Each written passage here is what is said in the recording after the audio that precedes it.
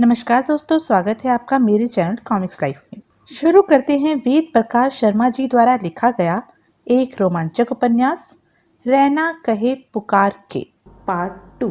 Sub inspector Gokhale ने bakery की दुकान में दाखिल होते हुए उसके मालिक से कहा, सुपरिटेंडेंट साहब के यहाँ से फोन पर केक का ऑर्डर दिया गया था। Name please? दुकान मालिक ने पूछा। मोंटो।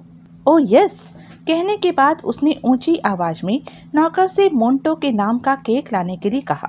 इधर गोखले ने केक का पेमेंट किया, उधर नौकर ने गत्ते का बना एक लंबा डिब्बा लाकर काउंटर पर रख दिया। गोखले ने डिब्बा उठाया, दुकान के ठीक सामने पार्किंग एरिया में खड़ी पुलिस जीप की पिछली सीट पर रखा और स्वयं घूमकर अगली बाईं सीट पर बैठता हुआ बोला, चलो। ड्राइवर ने जीप आगे बढ़ा दी। शीघ्र ही जीप सड़क से गुजर रहे ट्रैफिक का हिस्सा बन गई और मुश्किल से 15 मिनट बाद ऐसी सड़क से गुजर रही थी जिस पर नाम मात्र का ट्रैफिक था। अचानक वातावरण में किसी महिला के चीखने की आवाज आई, बचाओ बचाओ! ड्राइवर और गोखले चौंके। दोनों ने पलटकर एक दूसरे की तरफ देखा।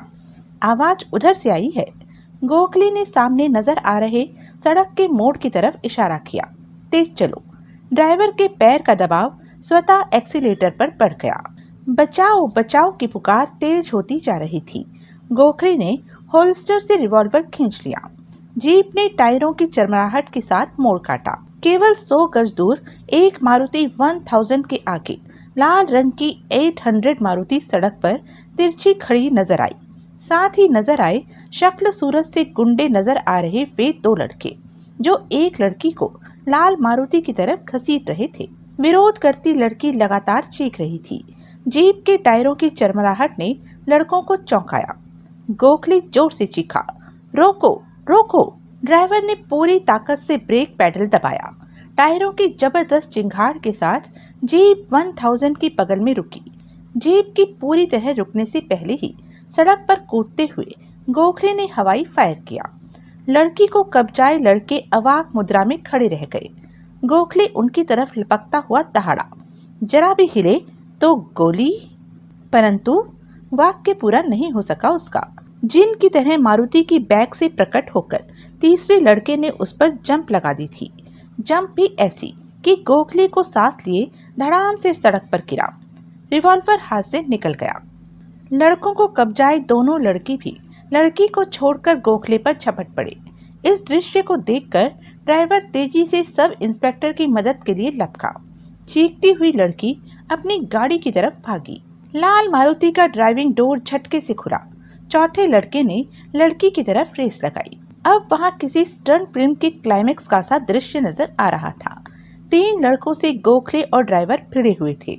चौथे से लड़की जूझ रही थी, मगर ये दृश्य ज्यादा लंबा नहीं चला। गोखले ने 3 में से एक को हवा में उछाला। वह लाल मारुति के नजदीक जाकर गिरा, उठा और ड्राइविंग डोर की तरफ लपकता चीखा, भाग बुंदा! सबसे पहले लड़की के पीछे पड़ा लड़का वापस अपनी कार की तरफ दौड़ा। फिर उन दोनों ने भी यही कोशिश की जो ड्राइवर और गोखले से भिड़े हुए थे। गोखले और ड्राइवर ने अपने अपने शिकार को जकड़ लिया। तभी कार की तरफ लपकते लड़के की नजर सड़क पर पड़े रिवॉल्वर पर पड़ी। उसने झपट कर रिवॉल्वर उठा लिया और गोखले पर तान कर चीखा, खबरदार, गोली मार दूंगा! गोखले हड़बड़ा गया। ड्राइवर की समझ में नहीं आया कि क्या करे। छोड़ो उन्हें! रिवॉल्वर वाला लड़का गुर्राया। मारे गुस्से के गोखले का चेहरा भभक रहा था। वह दहाड़ा, खैरियत चाहता है तो रिवॉल्वर फेंक दे, उसे छोड़ता है या नहीं? फिलहाल गोखले के पास अपनी गिरफ्त में फंसे लड़के को छोड़ने के अलावा कोई चारा नहीं था। अतः गिरफ्त ढीली करता बोला, इस वक्त तो छोड़ दूंगा हरामजादे, लेकिन बहुत जल्द तुम सब पुलिस की चंगुल में होंगे। उस वक्त वो हाल करूंगा कि शैतानियत भी पनाह मांग जाएगी। लड़का उसकी गिरफ्त से निकलते ही रिवॉल्वर वाले के बगल में जा खड़ा हुआ। रिवॉल्वर वाले ने गुर्रा कर ड्राइवर से कहा, तू भी छोड़। ड्राइवर ने गोखले की तरफ देखा जैसे इजाजत चाहता हो। गोखले ने रिवॉल्वर वाले को चेतावनी दी, ये सब तो ठीक नहीं कर रहा। बेहतर है इसी वक्त खुद को मेरे हवाले कर दे, शायद रहमदिली से पेश आऊं, बाद में पकड़ा तो। ड्राइवर की गिरफ्त में फंसे लड़के ने झटका देकर आजाद करते हुए कहा, बाद में तेरे फरिश्ते भी हम तक नहीं पहुंच सकते। पुलिस से बचकर कहां जाओगे हरामजादो? खबरदार, रिवॉल्वर वाला गर्जा। ज्यादा गालियां बकी तो भेजा उड़ा दूंगा। गोखले कसमसाकर रह गया। रिवॉल्वर वाले ने अपने दोनों साथियों से कहा, गाड़ी में बैठो। एक लपक कर गाड़ी में समा गया, मगर दूसरा 1000 के नजदीक सहमी खड़ी लड़की की तरफ बढ़ता बोला, हुस्न की इस परी को भी तो साथ ले लें, जिसकी वजह से। नहीं। आतंकित लड़की दौड़कर गोखले के पीछे जा छुपी। थर थर कांप रही थी वह। बुंदा, रिवॉल्वर वाले ने कहा, इस वक्त छोड़, फिर देखेंगे। हमें पसंद आ ही गई है तो बचेगी कब तक? बुंदा ने लड़की को इस तरह घूरा जैसे आंखों ही आंखों में निकल जाएगा। रिवॉल्वर वाले ने उसे पुकारा, बुंदा। बुंदा ने इरादा बदला, घूमा और रिवॉल्वर वाले साथी के साथ गाड़ी में समा गया। चाहता तो गोखले बहुत कुछ करना था, परंतु रिवॉल्वर उनके कब्जे में होने के कारण कुछ न कर सका। साथियों के बैठते ही ड्राइविंग सीट पर बैठे लड़के ने मारुति को यू टर्न दिया और विपरीत दिशा में दौड़ा दी। जीप की तरफ लपकता गोखले चीखा, ड्राइवर पीछा करो। ड्राइवर भी जीप की तरफ लपका, मगर तभी दूर जाती मारुति से गोखले का रिवॉल्वर उनकी तरफ फेंका गया। जीप की तरफ लपकता गोखले ठिठका, सड़क पर पड़े रिवॉल्वर की तरफ दौड़ा। उसे उठाया और उठाते ही लाल मारुति के पिछले टायर का निशाना लेकर ट्रिगर दबाया, मगर कोई गोली नहीं चली। वातावरण में क्लिक की आवाज गूंजकर रह गई। लगातार कई बार ट्रिगर दबाया उसने। हर बार वही हर्ष।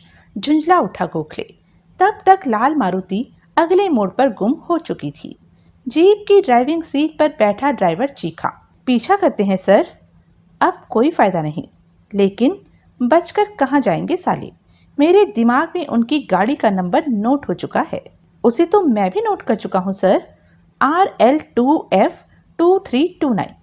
अब गोखले ने लड़की पर तवज्जो दी। वह अभी तक न केवल सहमी हुई थी, बल्कि भय की ज्यादती के कारण कांप भी रही थी। चेहरा ही नहीं, संपूर्ण जिस्म पसीने से भरभराया हुआ था। गोखले उसके चकाचौंध कर देने वाले सौंदर्य से प्रभावित हुए बगैर न रह सका। लड़की के नजदीक पहुंचकर ठिठका। वह गोरी थी, खूब गोरी, ऐसा रंग जैसे माखन में एक चुटकी सिंदूर मिला हो। आंखें नीली, झील सी गहरी, चमकदार नीले रंग के हीरो जैसी। लंबी गोरी गोल तथा केले के तने जैसी चिकनी टांगे जांघ तक नग्न थी। कंधे तक बाजुओं पर कोई आवरण नहीं था। वक्ष प्रदेश का उभार टॉप से फूटा पड़ रहा था। बहुत ही पुष्ट और कसे हुए वक्ष थे उसके। गोल मुखड़े पर गुलाब की पंखुड़ियों से होठ, भरे हुए कपोल, छोटी सी नोकीली नाक, ऊंचे मस्तक और कमान सी भवों वाली लड़की थी वह। Thank you very much. लरजते लहजे में जब लड़की ने कहा तो गोखले इस तरह उछल पड़ा जैसे बिच्छू ने डंक मारा हो, और फिर झेप सा गया वह। लगा पिछले चंद क्षण उसने किसी और दुनिया में गुजारे हैं। खुद को उसके सौंदर्य की जादू नगरी से निकालने का प्रयत्न करता पूरा। आपका नाम? स्वीटी। आवाज अभी तक कांप रही थी। कहाँ रहती हैं? Defence colony, Chandrika building, flat number 412। आपके पापा? मोहनचंद, लोहे के व्यापारी। कहाँ से आ रही थी? कॉलेज से। क्या आप उन लड़कों को जानती हैं? नहीं। रोज इसी रास्ते से लौटती हैं? जी। पहले कभी उन्हें अपने पीछे नहीं देखा? ध्यान नहीं दिया। आज क्या हुआ था? उनकी कार मेरे पीछे थी। साइड देने के लिए लगातार हॉर्न बजा रहे थे। मैंने साइड दी तो आगे निकलकर कार मेरी गाड़ी के आगे तिरछी करके रोक दी। एक्सीडेंट बचाने के लिए मुझे जोर से ब्रेक लगाने पड़े, और फिर इससे पहले कि मैं कुछ समझ पाती, वे लोग। इससे आगे वह कुछ बोलने के स्थान पर फूट फूट कर रो पड़ी। गोखले को कहना पड़ा, डरिए नहीं, अब वे आपका कुछ नहीं बिगाड़ सकते। स्वीटी ने आंसू पोंछे। आपको रोज अकेले इस सुनसान रास्ते से नहीं गुजरना चाहिए। पहले कभी ऐसा नहीं हुआ। स्वीटी अभी भी सुबक रही थी। वो तो आज ही पता नहीं कहां से। छोड़िए, गोखले ने कहा, आकाश पाताल एक कर दूंगा मैं। बहुत जल्द वे गिरफ्त में होंगे और आपके कदमों में गिरकर माफी मांगनी होगी उन्हें। आप ना आते तो पता नहीं क्या हो जाता। मैं आपका एहसान काहे का? गोखले ने फिल्मी स्टाइल में मुस्कुराते हुए कहा, ये तो मेरा फर्ज था। आइए आपको चंद्रिका तक छोड़ दें, डिफेंस कॉलोनी हमारे रास्ते में पड़ेगी। हालांकि स्वीटी ने मुंह से कुछ नहीं कहा, परंतु आंखों से ऐसे धन्यवादी अंदाज में गोखले की तरफ देखा कि गोखले के दिलो दिमाग का फ्यूज एक ही झटके में उड़ गया। अभी तक शादी नहीं हुई थी उसकी। दिमाग में बवंडर की तरह ख्याल उठा, अगर ये लड़की मेरी पत्नी बन जाए तो दुनिया का सबसे भाग्यवान व्यक्ति कहलाऊंगा मैं। शब्द उसके मुंह से फूटते चले गए। एक बात कहूं? कहिए। गोखले को लगा मंदिर की घंटी बजी है। कसूर उन लड़कों का भी नहीं है, आप हैं ही इतनी सुंदर कि। गोखले ने वाक्य जानबूझकर अधूरा छोड़ दिया। स्वीटी का संपूर्ण मुखड़ा लाज की सुर्खी से तमतमा उठा। अपनी गाड़ी की तरफ बढ़ी वह, मगर अंतिम बार ऐसी नजर गोखले पर डाली कि गोखले के होशो हवास तक लूट ले गई। स्वीटी 1000 का दरवाजा खोलकर ड्राइविंग सीट पर बैठ चुकी थी। गोखले अपना सब कुछ गंवाकर स्टैचू की मानिंद खड़ा रह गया। चले सर? ड्राइवर ने पूछा। उछल पड़ा गोखले, छेपता सा पूरा। चलो। ड्राइवर मुस्कुराया। आप हमारे पीछे पीछे आ जाएं, ऊंची आवाज में कहने के साथ गोखले जीप में समा गया। बेवकूफ। स्वीटी 1000 को फर्स्ट गियर में डालती पड़पड़ाई। तलवे तक चाटने को तैयार है मेरे। मेम साहब, केक कहाँ रखूं? गोखले ने रैना से पूछा। मेजों पर क्रॉकरी सेट करती रैना ने एक तरफ को इशारा किया। वहां। इधर लाओ। एक बड़ी मेज के नजदीक खड़े विकास ने गोखले से कहा। गोखले दोनों हाथों में डिब्बा संभाले उसकी तरफ बढ़ा। रैना अपने काम में मशगूल रही। नौकर दौड़ दौड़ कर उसके आदेशों का पालन करते रहे। पार्टी की तैयारियां रघुनाथ की कोठी के लॉन में चल रही थी। विकास ने डिब्बा मेज के बीचों बीच रखवाया, खुलवाया। केक वायलिन के आकार का था, काफी बड़ा। वायलिन पर लिखा था हैप्पी बर्थडे पोंटो, और मोंटो नया सिला शानदार सूट पहने एक कुर्सी पर पसरा हुआ था। नन्हे पैरों में आज ही खरीदे गए शानदार जूते। कोट में गुलाब की एक कली लगा रखी थी। दाएं हाथ में खुला हुआ पौवा, बीच बीच में पौवे का मुंह अपने मुंह से लगाता और एक दो घूंट शराब कटक लेता। कुछ देर पूर्व विकास ने उससे काम में हाथ बटाने के लिए कहा था।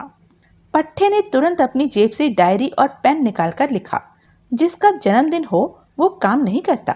आपको खुशी हो तो मेहमानों की खातिरदारी के लिए काम करें, और रंज हो तो पोटाश की गोली ले लें। काम करने के लिए मेरी मम्मी काफी है। विकास ने पढ़ा, मुस्कुराया और तैयारी में जुट गया। इसमें शक नहीं कि मोंटो ने किसी काम को हाथ नहीं लगाया था। सज धज के शहंशाहों की तरह कुर्सी पर जा बैठा और जेब से पौवा निकालकर शुरू हो गया। विकास ने एक नौकर से केक काटने वाली छुरी लाने को कहा ही था कि पोर्च में विजय की कार रुकी। रैना के मुंह से स्वतः ये शब्द निकले, विजय भैया आ गए। विकास ने भी उधर देखा। उत्साह से भरा धनुष्कार उछलकर खड़ा हो गया, मगर विजय बड़ी अजीबोगरीब हालत में गाड़ी से निकला। हालांकि उसके जिस्म पर अच्छा खासा सूट और पैरों में चमकदार जूते थे, परंतु चेहरे पर थे मुर्दांगनी। आंखों में आंसू, वे आंसू जो रह रहकर गालों पर ढलक पड़ते। दाएं हाथ में मौजूद रुमाल से आंसू पोंछता वह इस तरह उनकी तरफ बढ़ा, जैसे किसी अदृश्य शक्ति द्वारा जबरदस्ती धकेला जा रहा हो। अरे! रैना चौंक कर उसकी तरफ दौड़ी। क्या हुआ विजय भैया? बहना, कहकर वह न केवल रैना के गले से जा लिपटा, बल्कि फूट फूट कर रो पड़ा। रैना बुरी तरह घबरा गई और बेहद अधीर होकर बोली, बात क्या है भैया? बोलो तो सही। तुम इस तरह।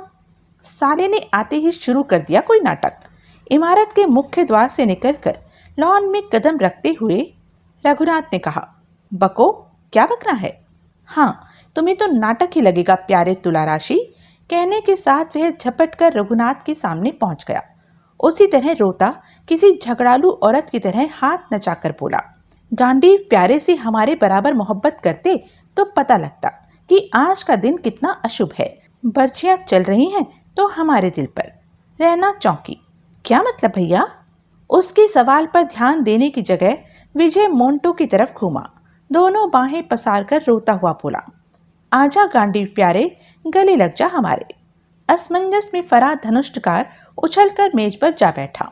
जेब से डायरी और पेन निकालकर गुस्से में कुछ लिखने लगा, जबकि रैना ने चौंक कर कहा, ये क्या कह रहे हो भैया? आज का दिन और अशुभ? विकास के होठों पर मुस्कान थी। धनुषकार ने डायरी का पृष्ठ फाड़कर विजय की आंखों के सामने लहराया। उस पर लिखा था, मेरे पैदा होने का इतना ही दुख था डबल गुरु, तो तशरीफ का टोकरा लाने की जहमत क्यों उठाई? दुख तेरे पैदा होने का नहीं है मेरे बच्चे, विजय ने रुमाल से आंसू पोंछते हुए कहा। इस बात का है कि आज तेरी जिंदगी में से 25 साल कम हो गए। रैना, रघुनाथ और मोंटो के जहन में विस्फोट सा हुआ। विकास के होठों पर नाचने वाली मुस्कान कुछ और गहरी हो गई। रघुनाथ कह उठा, ये साला जब सोचेगा बात को उल्टे ढंग से सोचेगा। अबे, किसी का जन्मदिन होना खुशी की बात है या दुख की? दुख की बात है रघु डार्लिंग, सॉलिड दुख की। वही तो फरमा रहे थे, गांडी प्यारे से हमारे बराबर मोहब्बत करते तो जानते कि जब अपने किसी प्यारे की जिंदगी में से 25 साल कम हो जाएं, तो कैसी पर्चियां चलती हैं कलेजे पर। और तुम जैसी अक्ल के अंधे लोग जन्मदिन आने पर नाचते गाते और खुशियां मनाते हैं। हे ऊपर वाले, अपने गांडी प्यारे को इतनी लंबी लाइफ बख्श कि इसकी जिंदगी में से 26वां साल कभी कम ना हो। तेरे अकाउंट से भले ही सालों साल गुजरते रहे, पर अपना मोंटो कयामत के दिन तक 25 साल का रहे। मोंटो ने झपट कर अपनी दोनों बाहें विजय के गले में डाल दी। न केवल उसकी छाती पर झूल गया, बल्कि विजय के चेहरे पर चुम्बनों की झड़ी लगा दी। बौखलाया हुआ विजय कहता रह गया, अबे अबे, 16 साल की कन्या समझ रहा है हमें। उफ विजय भैया, पता नहीं कौन सी मिट्टी के बने हैं आप। माथे पर हाथ मारने के बाद रैना अपने काम में व्यस्त हो गई।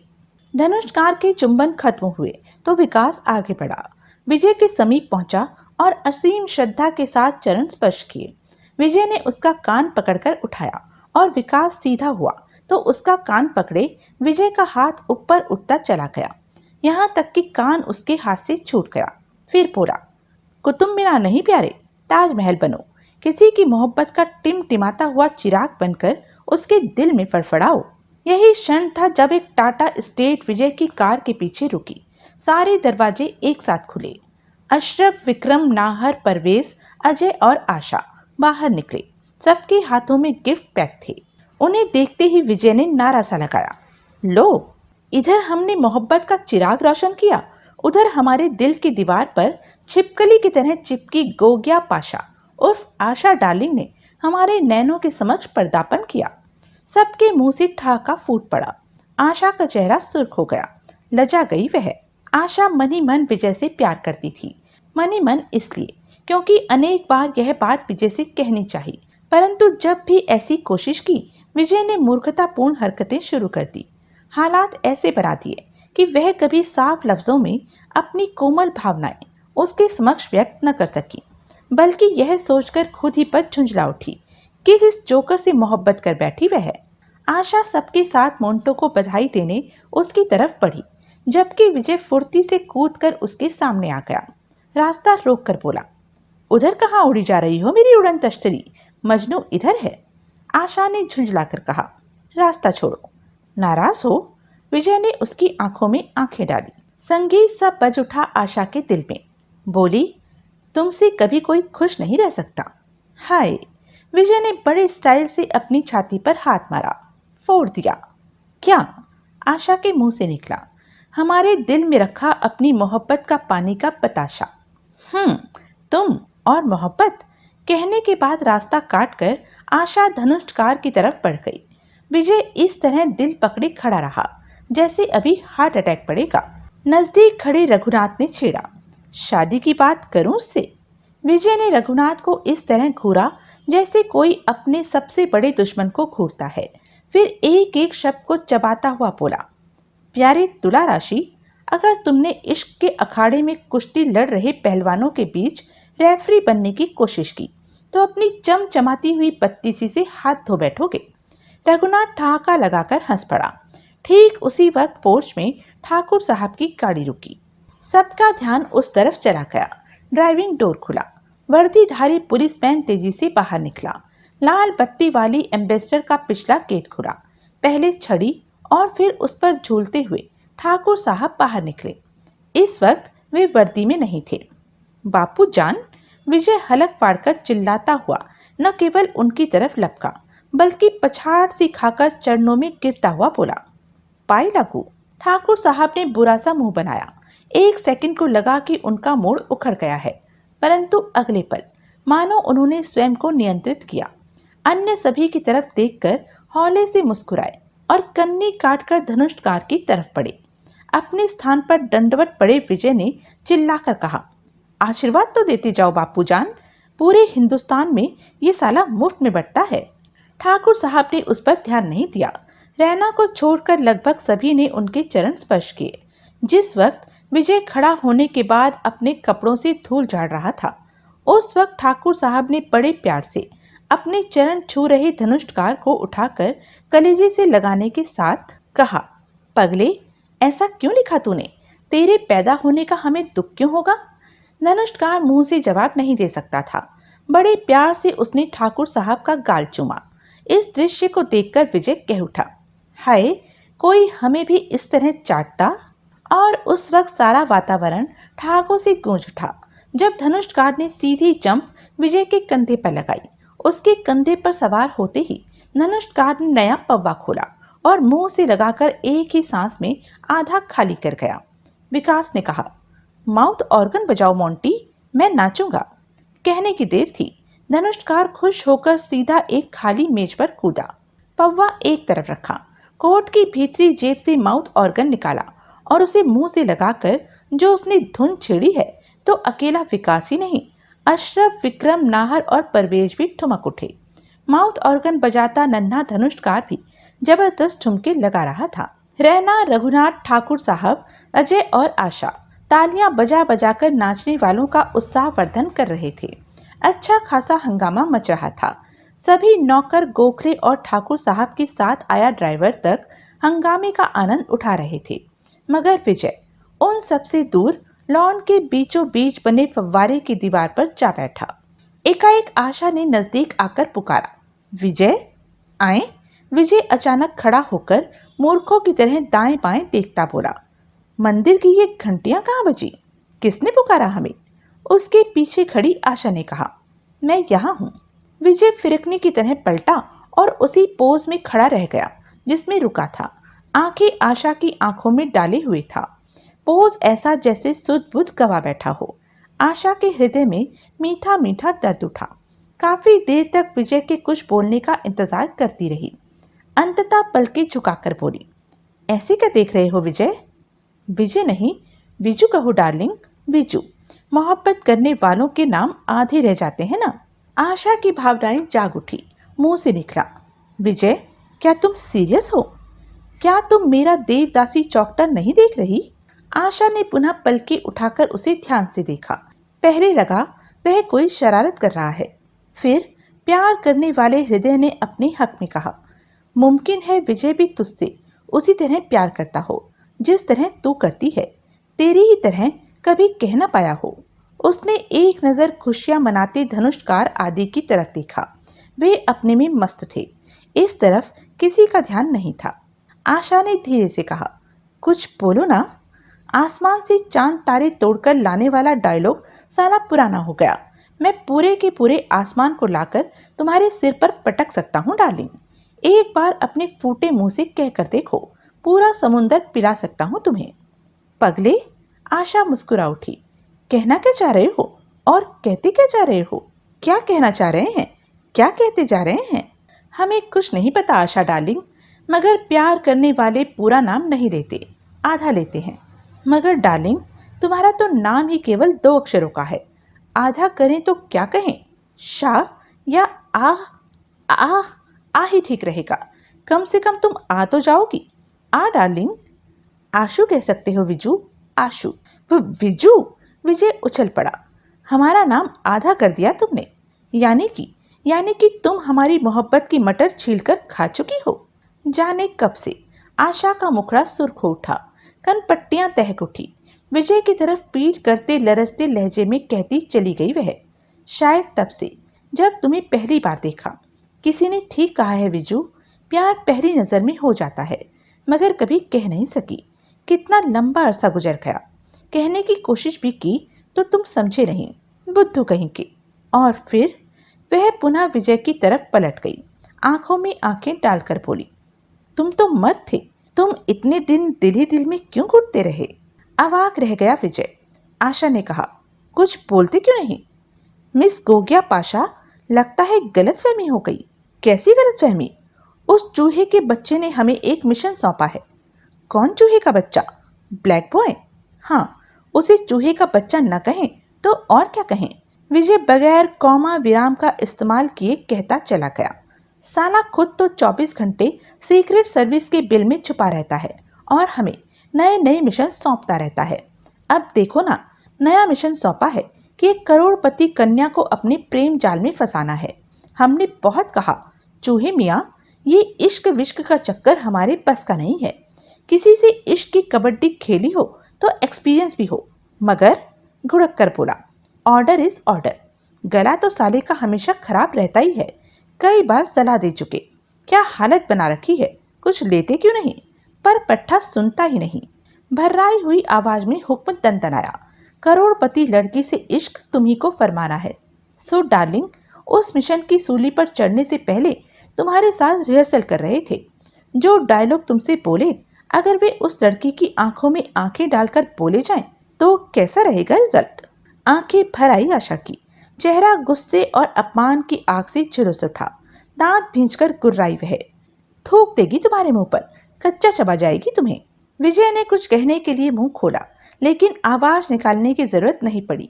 पैर पटकती हुई आशा धनुष्कार आदि की तरफ बढ़ गई थी। अचानक मेहंदी की झाड़ियों के पीछे से प्रकट होते अजय ने पूछा, ये सब क्या है सर? विजय फिरकने की मानिंद उसकी तरफ घूमा। उसे नजदीक पाकर चेहरे पर हैरत के भाव पैदा किए। बोला, हे, तुम यहाँ काले लड़के, शर्म नहीं आई? छुप छुप कर इश्क करने वालों की बातें सुनते हो? चुल्लू भर पानी नहीं मिला तुम्हें? ब्लैक बॉय गंभीर था। एक एक लफ्ज पर जोर देते हुए उसने कहा, जो व्यवहार आपने आशा के साथ किया वह ठीक नहीं था सर। क्यों प्यारे, क्यों नहीं था ठीक? वह आपसे प्यार करती है और आपने उसका दिल तोड़ दिया। मैंने उसकी आंखों में आंसू देखे हैं, वे आंसू जो उसकी अंदरूनी हालत को बयान कर रहे थे। लड़की जिससे मोहब्बत करे उससे ऐसे जवाब मिले जैसे आपने दिए तो निराशा में डूबी वह आत्महत्या तक कर सकती है। लेकिन अपनी गोगिया पाशा ऐसा नहीं करेगी, क्योंकि वह निराशा नहीं आशा है। फिर भी, क्या फिर भी? एकदम से जवाब नहीं दिया ब्लैक बॉय ने। कुछ देर ध्यान से विजय को देखता रहा, फिर उसकी आंखों में आंखें डालकर गंभीर स्वर में कहा, अगर आप सच बोलने का वचन दे तो मैं एक सवाल पूछना चाहता हूँ। दिया। विजय ने इस तरह कहा जैसे अपनी जागीर लुटा दी हो। क्या आप आशा से मोहब्बत नहीं करते? हम? गड़बड़ा गया विजय। ब्लैक बॉय से नजरें चुराता जल्दी से संभल कर बोला, हम तो सबसे मोहब्बत करते हैं प्यारे, तुमसे भी, सारे जहां से। प्यार का दरिया बहता है हमारे दिल की खाई में, और इंसान को इंसान से प्यार करना भी चाहिए। वो कहते हैं ना, जिस दिल में मोहब्बत की लहरें नहीं उठती वो दिल दिल नहीं, पत्थर का चबूतरा। बात को घुमाइए नहीं सर, ब्लैक बॉय ने उसे टोका। आप सब समझते हैं कि मैं कौन सी मोहब्बत की बात कर रहा हूँ। यानी मोहब्बत की भी किस्में होती हैं। जवाब दीजिए सर, क्या आप भी आशा से वैसी ही मोहब्बत नहीं करते जैसी वह आपसे करती है? तुम तो यार चीचड़ी की तरह चिपट गए, विजय ने दांत खींचकर कहा। साफ ही सुनना चाहते हो तो कानों में घासलेट डालकर सुनो। नहीं करते, नहीं करते, नहीं करते, ये झूठ है। ब्लैक बॉय गुर्रा उठा। आप मुंह से कुछ और कह रहे हैं, चेहरा कुछ और बोल रहा है। क्या बोल रहा है चेहरा? यह है कि जो शब्द आप मुंह से निकाल रहे हैं वह बोलने के लिए आपको अंदर ही अंदर अपने आप से जबरदस्त जंग करनी पड़ रही है। दिल कुछ और कहना चाह रहा है और जुबान बात भेजे में नहीं घुस रही। काले लड़के, तुम कहना क्या चाहते हो? केवल ये कि आखिर क्यों आप आशा को ही नहीं, खुद को भी अंदर ही अंदर जला रहे हैं? क्यों खुलकर नहीं कहते कि आप भी उससे मोहब्बत करते हैं? क्यों नहीं हो जानी चाहिए आप दोनों की शादी? अब विजय को गंभीर हो जाना पड़ा। बोला, तुम हमें दूसरी शादी की सलाह दे रहे हो काले लड़के? दूसरी शादी? ब्लैक बॉय उलझा। हमारी पहली शादी अपनी सर्विस से हो चुकी है, इस मुल्क से हो चुकी है। तो सर्विस कौन नहीं करता सर? दूसरों की और हमारी सर्विस में फर्क है, विजय गंभीर स्वर में कहता चला गया। आम आदमी रिजक कमाने के लिए नौकरी या व्यापार करता है। हमारा उद्देश्य भी वही होता तो किसी बैंक में नौकरी कर लेते या कोई फैक्ट्री लगाकर बैठ जाते। मगर हमारा उद्देश्य रिजक कमाना नहीं था काले लड़के। सीक्रेट सर्विस की सर्विस करने के पीछे किसी भी शख्स का मकसद रिजक कमाना नहीं होना चाहिए। उसका मकसद होना चाहिए राष्ट्रहित, देश की सेवा, अपनी जान गंवाकर भी मुल्क की लाज बचाना, जो कि लगभग सभी भारतीय सीक्रेट एजेंट कर भी रहे हैं। मैं आपसे सहमत हूं, लेकिन उद्देश्य ये होने पर भी शादी कहाँ अड़ आती है। तिरंगे के नीचे कसम खाकर हमने जो जिम्मेदारी उठाने का वचन अपने देश को दिया है, वह जिम्मेदारी अपने आप में इतनी बड़ी है कि अगर ईमानदारी से काम किया जाए तो एक सीक्रेट एजेंट पर किसी और जिम्मेदारी को उठाने का न समय है न मौका। जबकि गृहस्थी अपने आप में एक बहुत बड़ी जिम्मेदारी है। सोचो, आज एक सीक्रेट एजेंट शादी करेगा तो कल बच्चे भी होंगे, धीरे धीरे पूरा परिवार बन जाएगा और फिर उस परिवार के लिए भी उसकी ढेर सारी जिम्मेदारियां होंगी। सीक्रेट एजेंट परिवार की जिम्मेदारियां उठाएगा या मुल्क की? हमारा दावा है काले लड़के, न वह मुल्क के काम का रहेगा न परिवार के। त्रिशंकु बनकर लटक जाएगा साला। क्या तुम हमें और आशा को त्रिशंकु बनाना चाहते हो? ब्लैक बॉय विजय की तरफ देखता रह गया। प्रभावित नजर आ रहा था वह। बोला, बात तो आपकी तर्क संगत है सर, लेकिन इसका मतलब तो ये हुआ कि हार्ड मास का बना एक शख्स केवल इसलिए अपनी भावनाओं को कुचल दे, उन्हें जलाकर राख कर दे, क्योंकि वह सीक्रेट एजेंट है। करेक्ट, बेशक यही मतलब हुआ हमारे लेक्चर का। एक एक लफ्ज पर पूरा जोर देता विजय कहता चला गया। सीक्रेट सर्विस में सर्विस करने के इच्छुक हर शख्स को ज्वाइन करने से पहले ये बात अच्छी तरह समझा दी जानी चाहिए कि अगर वह देश की सेवा का इच्छुक है तो सबसे पहले अपनी भावनाओं पर काबू रखना सीखे, अपनी इंद्रियों को जीतना सीखे, पर्सनल लाभ हानि से ऊपर उठना सीखे। जो ऐसा नहीं कर सकता, बराए मेहरबानी वह सीक्रेट एजेंट बनने का ख्वाब ना देखे। जो शख्स किसी से प्यार करने लगता है, ये हकीकत है कि वह मरने से डरने लगता है, और जो मरने से डरने लगे वह सीक्रेट एजेंट नहीं हो सकता। जो रास्ता हमने चुना है, उस रास्ते पर जाने कब, कहां और किधर से एक सुलगता हुआ बुलेट आए और हमारा राम नाम सत्य कर दे। ऐसी मौत के लिए हमें हर पल, हर क्षण तैयार रहना चाहिए, और ऐसी मौत के लिए केवल वे तैयार रहते हैं जो अपनी लाश पर कोई रोने वाला न पाले। इसलिए आप काफी लंबे समय से हम महसूस कर रहे थे कि आशा हमारे प्रति अपने दिल में कोमल भावनाओं की परवरिश कर रही है। हम दुविधा में थे। कई बार उसने हमारे सामने सांकेतिक अंदाज में इजहार भी किया। हम हर बार अपनी मूर्खतापूर्ण हरकतों से उसे उखाड़ गए, मगर वह नहीं समझी। लगातार कोमल भावनाओं की परवरिश करती रही। तब हमें लगा आशा को इस स्थिति से निजात दिलानी होगी, और ये काम तब तक नहीं होगा जब तक उसे एक झटका न दिया जाए। मौके की ताक में लग गए हम, और आज यहाँ वह मौका हाथ लग गया। हमने उसकी भावनाओं को जानबूझकर इतना बल दिया कि वह साफ लफ्जों में अपने प्यार का इजहार करे, और फिर उसके प्यार को ठुकराकर उसे मैसेज दिया कि हमारे दिल में उसके प्रति वैसी कोई भावना नहीं है जैसी वह अपने दिल में हमारे लिए पाले हुए है। जबकि ये सच नहीं है। सवाल झूठ सच का नहीं काले लड़के, भावनाओं पर काबू रखने। आप महान है सर, महान है आप। ब्लैक बॉय की आंखें भर आई। मगर हर आदमी आपकी तरह बोल्ड नहीं हो सकता। अपनी भावनाओं पर काबू रखना इस दुनिया का सबसे कठिन काम है। और आशा शायद आपके आज के व्यवहार के बाद भी अपने दिल में पल रही कोमल भावनाओं से छुटकारा न पा सके। बेवकूफी भरी इन भावनाओं से उसे छुटकारा पाना होगा। मोहब्बत वह शय है सर, जिस पर इंसान के चाहने न चाहने से कोई फर्क नहीं पड़ता।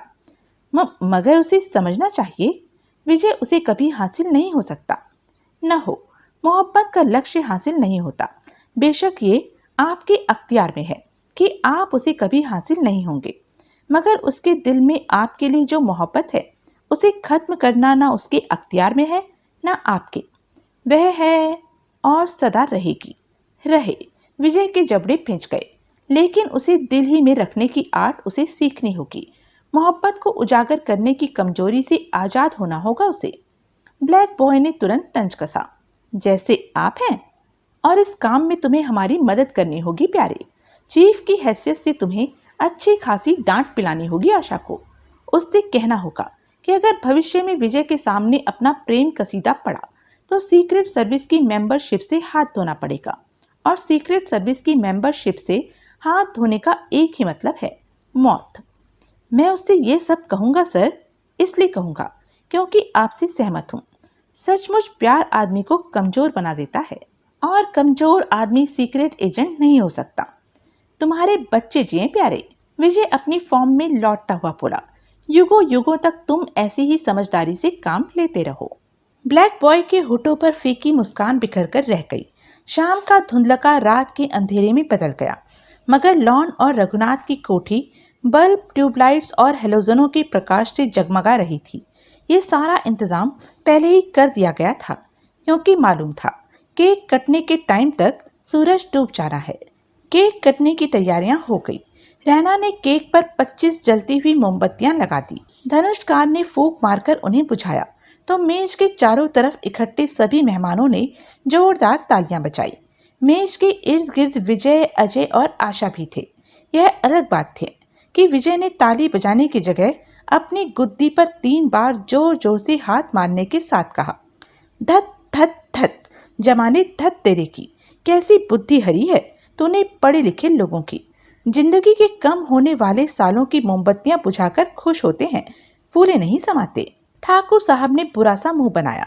बाकी सब ठहाका लगा उठे। अब धनुषकार ने छुरी उठाई। केक काटने की प्रक्रिया शुरू की ही थी कि एक जबरदस्त विस्फोट हुआ। मेज के चारों तरफ खड़े लोग उछलकर अपनी अपनी दिशा में दूर जा गिरे। विस्फोट केक में हुआ था, और विस्फोट के तुरंत बाद लॉन में गाढ़ा धुआं फैल गया। एक तो उसी के कारण किसी को कुछ नहीं दिख रहा था, ऊपर से एक झटके के साथ लाइट गुल हो गई। हाथ को हाथ सुझाई न देने वाला अंधकार छा गया। विजय की आवाज गूंजी, मोंटो प्यारे, ये कोई शरारत है या? उसी क्षण धनुषकार के मुंह से निकलने वाली ची ची की आवाज उभरी। विजय, विकास आदि ने अंधेरे ही में आवाज की दिशा में जंप लगा दी। नतीजा ये कि कई महारथी एक दूसरे से टकरा गए, मगर धनुषकार किसी के हाथ नहीं लगा। मोंटो, वह आवाज विकास की थी, तुम कहाँ हो? इस बार धनुषकार की ची ची भी नहीं उभरी। मोंटो को पुकारते सभी अंधेरे में हाथ पांव मारते रहे, भटकते रहे, एक दूसरे से टकराते रहे। फिर भी विजय ने एक रचनात्मक काम किया। जैसे ही उसे इल्म हुआ कि जो हो रहा है वह मोंटो की शरारत नहीं है, तो वह पोर्च की तरफ लपका। जाने किस किस से टकराता हुआ टाटा स्टेट के अंदर पहुंचा और उसकी हेडलाइट ऑन कर दी। लॉन में अच्छी खासी रोशनी हो गई, मगर धुएं के कारण वो एक दूसरे को सायों के रूप में देख सकते थे। सबके द्वारा मोंटो को बार बार पुकारे जाने के बावजूद किसी तरफ से उसकी आवाज सुनाई नहीं दे रही थी। स्टेट की लाइट ऑन करने के बाद विजय पुनः लॉन में आ चुका था, मगर दूसरों की तरह मोंटो की तलाश में भटकने से ज्यादा कुछ नहीं कर सका। और फिर ठीक उसी तरह एक झटके से लाइट ऑन हो गई जैसी गुल हुई थी। तीव्र प्रकाश के कारण सबकी आंखें चुंधिया गई।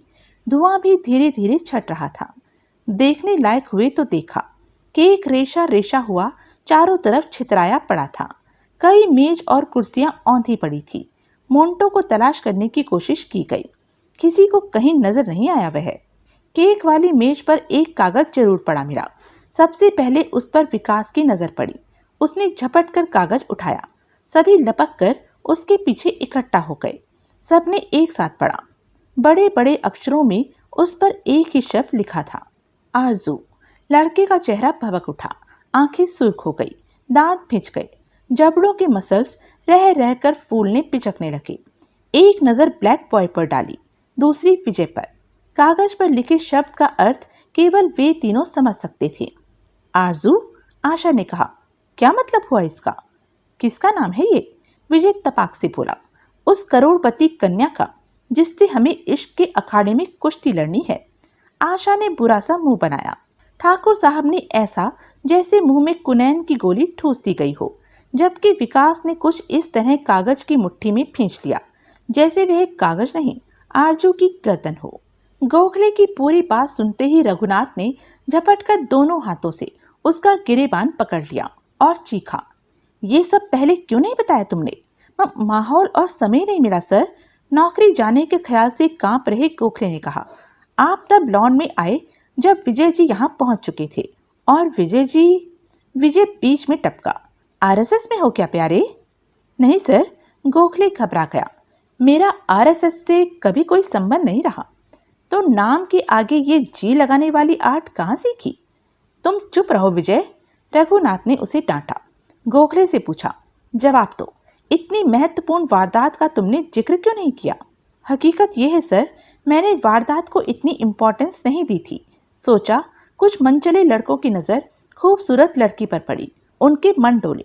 रेप की नियत से किडनैप करने की कोशिश कर रहे थे कि हम पहुंच गए। मेरे पास उनकी गाड़ी का नंबर है, लड़की का एड्रेस है। सोचा था उन्हें खोज निकालूंगा। क्या तुम लड़की को उसके फ्लैट में छोड़कर आए थे? फ्लैट में चलने और एक कप कॉफी पीने की जिद तो उसने की थी, मगर हमें यहाँ पहुंचने की जल्दी थी। फिर कभी आने का वायदा करके चंद्रिका के बाहर ही उन्होंने केक का डिब्बा चेंज कर दिया और तुम इसे साधारण वारदात समझते रहे। गलती हो गई सर, मैं नहीं जान सका कि डिब्बा उन्होंने कब और कैसे चेंज कर दिया। होता है प्यारे, अक्सर ऐसा हो जाता है कि कारीगर लोग अपनी कारीगरी दिखा जाते हैं और तुम जैसे दिबट खूबसूरत बलाओं की नजरों में हीरो बनने के चक्कर में जीरो बनकर रह जाते हैं। इस बार तो विजय बीच में टपका तो किसी को बोलने का मौका दिए बगैर जेब से एक लड़की का कलर फोटो निकालकर गोखले को दिखाता हुआ बोला, जरा देखना हजरत, कहीं तुम्हारी हीरोइन ये मोहतरमा तो नहीं थी? फोटो देखते ही गोखले उछल पड़ा। मुंह से निकला, यही तो थी, मगर इसका नाम स्वीटी नहीं हुजूर, आरजू है, मेरे दिल की आरजू।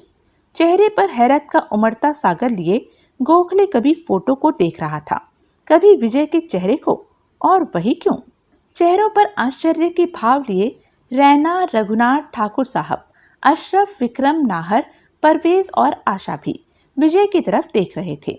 अजय और विकास के चेहरों पर कोई आश्चर्य नहीं था। अचानक ठाकुर साहब विजय पर बरस पड़े।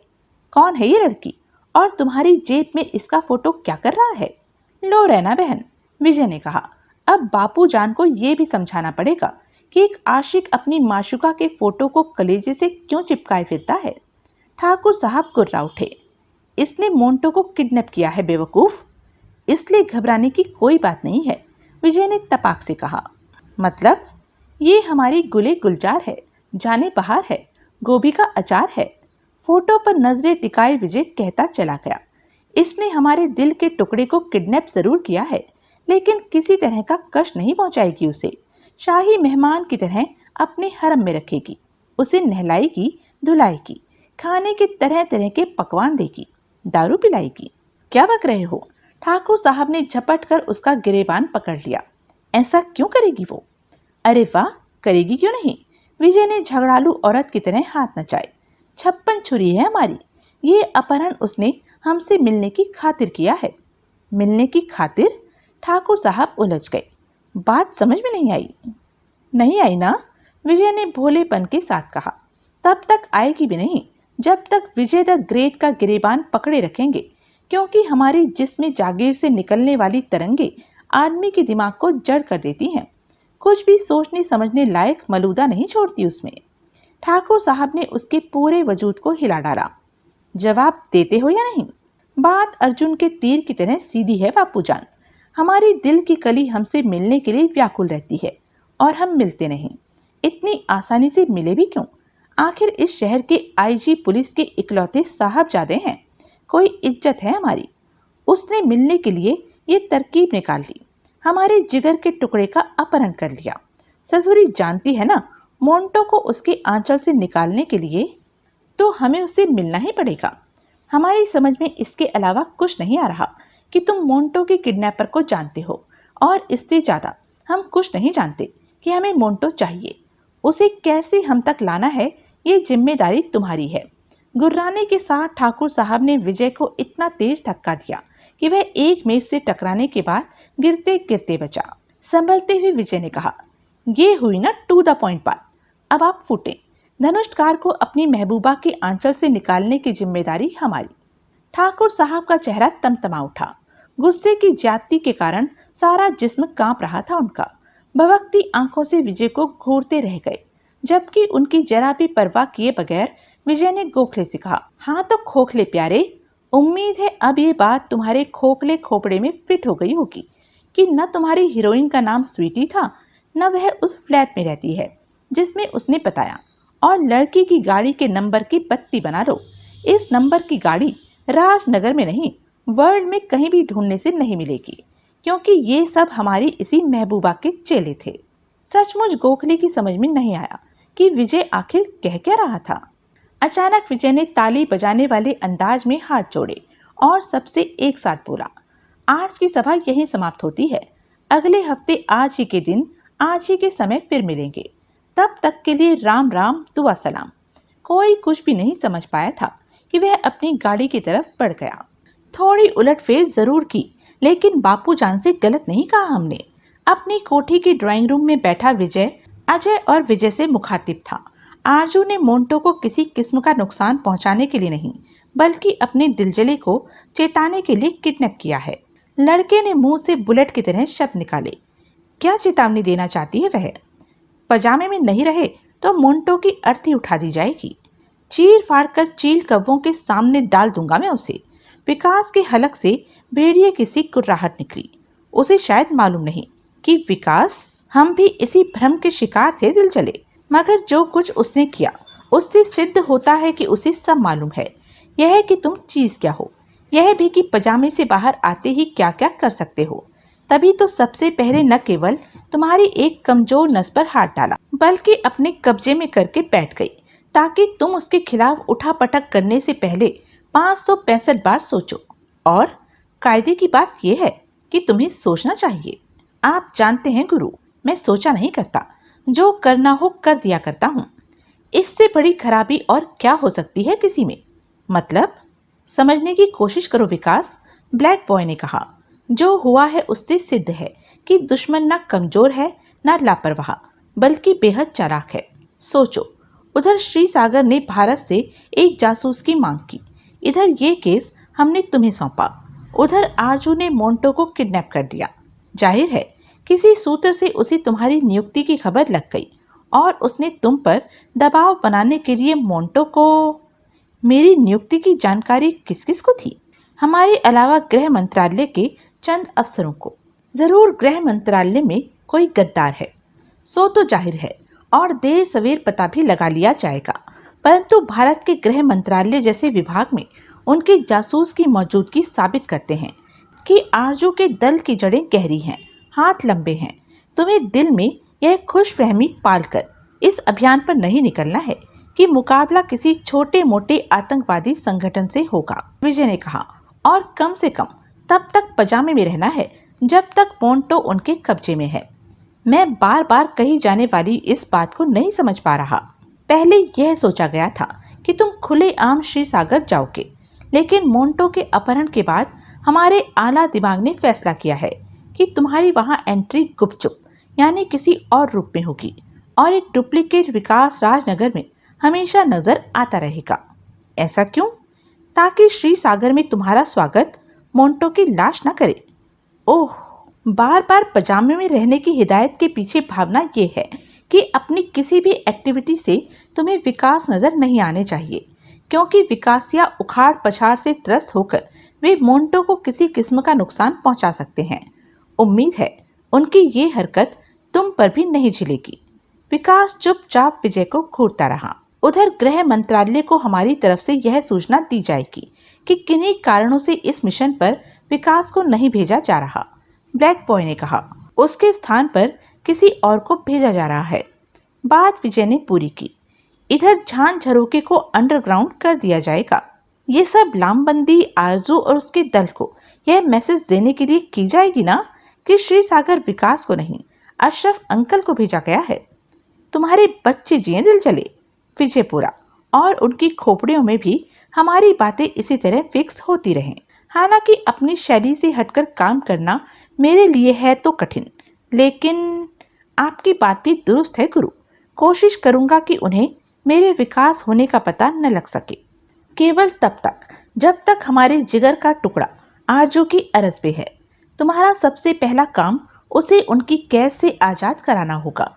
उसे अपने कब्जे में लेने के बाद तुम बेखौफ विकासिया शैली में उठापटक और मारधाड़ कर सकते हो।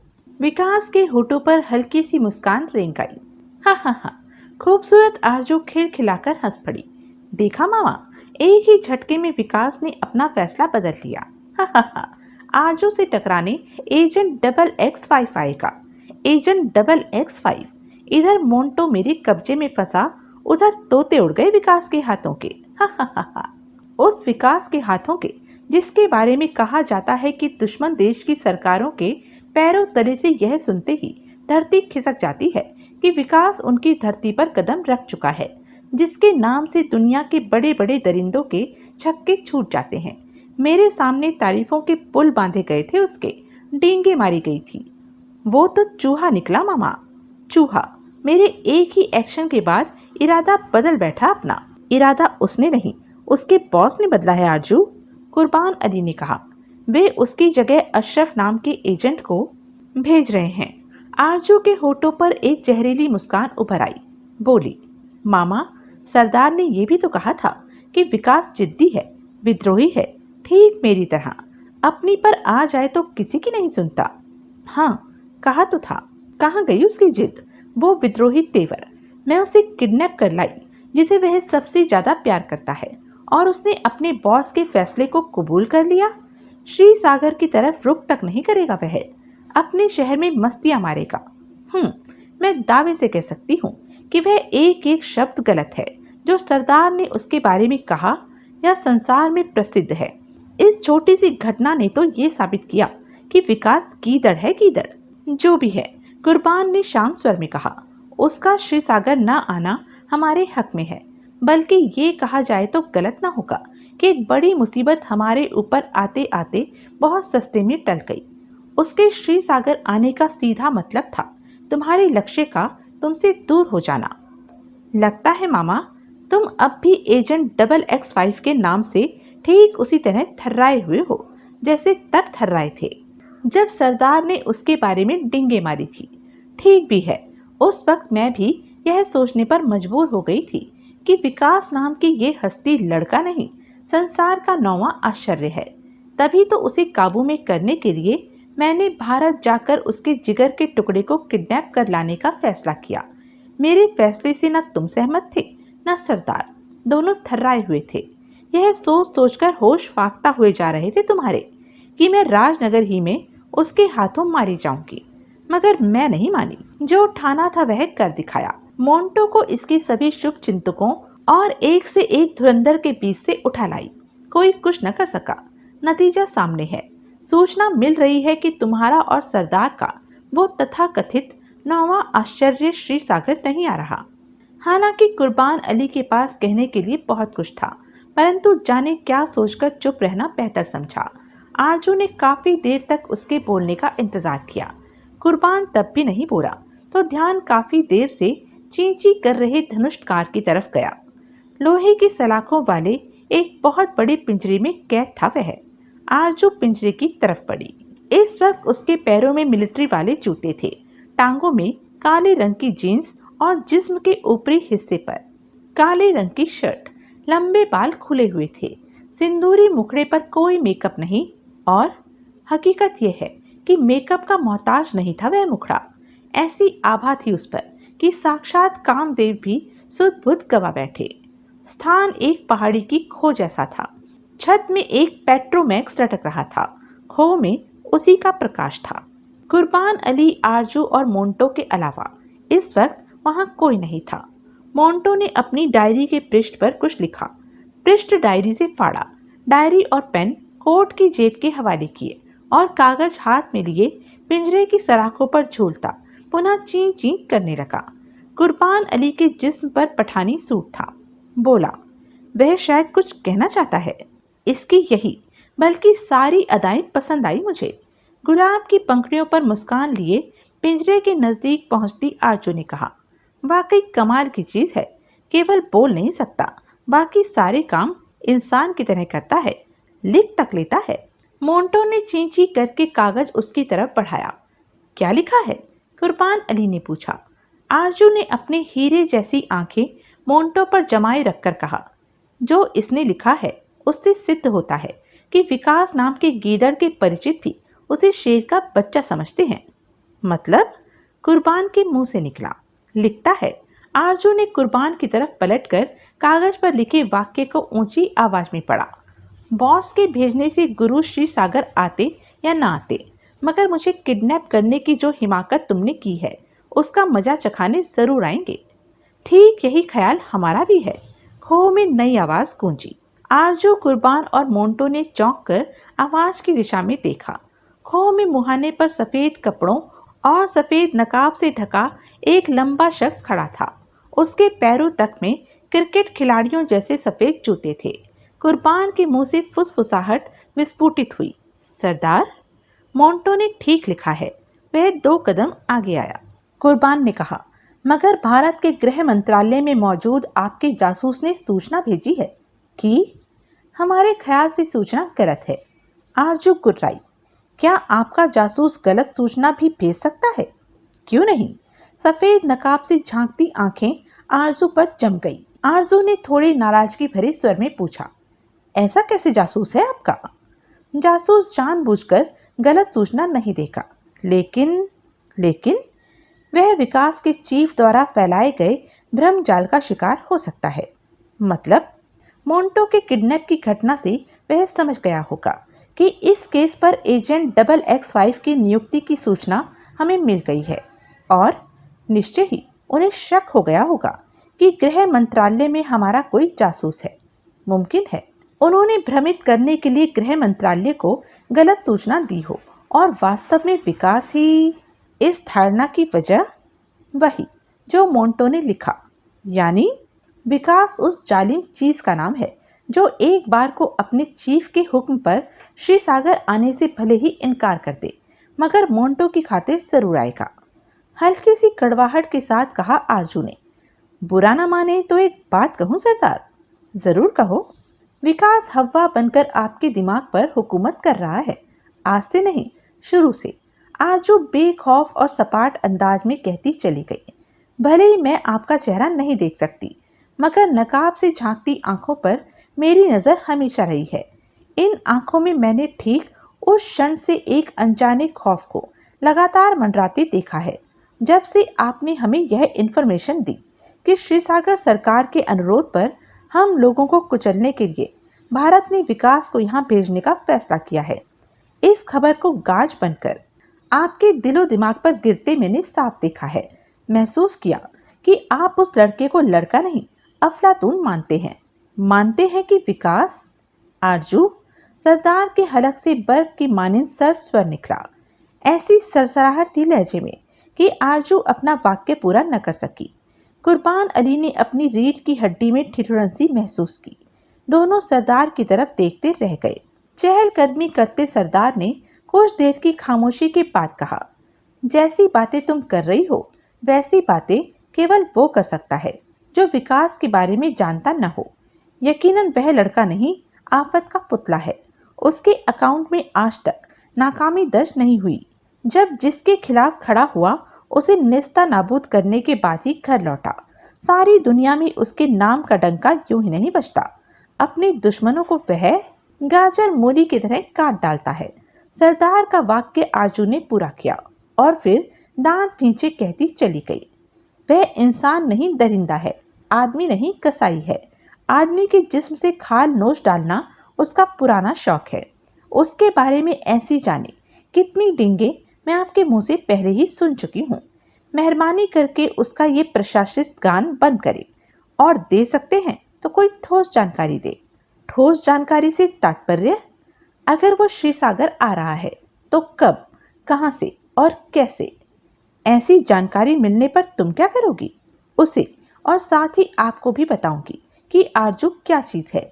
भभकते लहजे में आरजू कहती चली गई।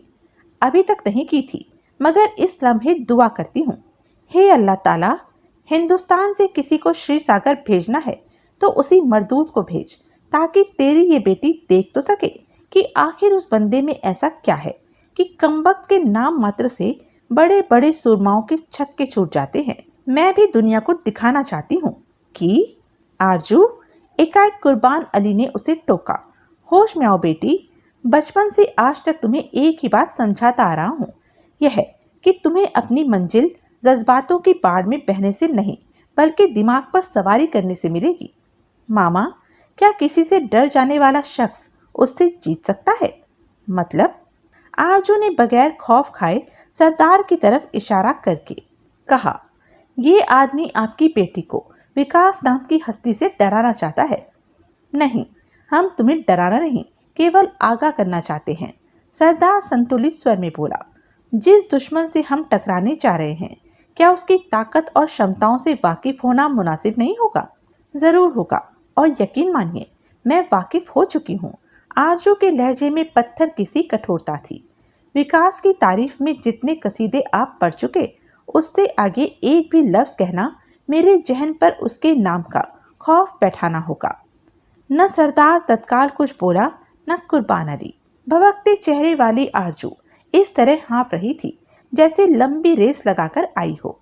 तीनों के बीच काफी देर तक ब्लेड की धार जैसा पैना सन्नाटा छाया रहा। अंततः उसे आरजू ने तोड़ा। खुद को नियंत्रित करके उसने सरदार से सवाल किया, भारत से विकास को भेजा जाए या अशरफ को?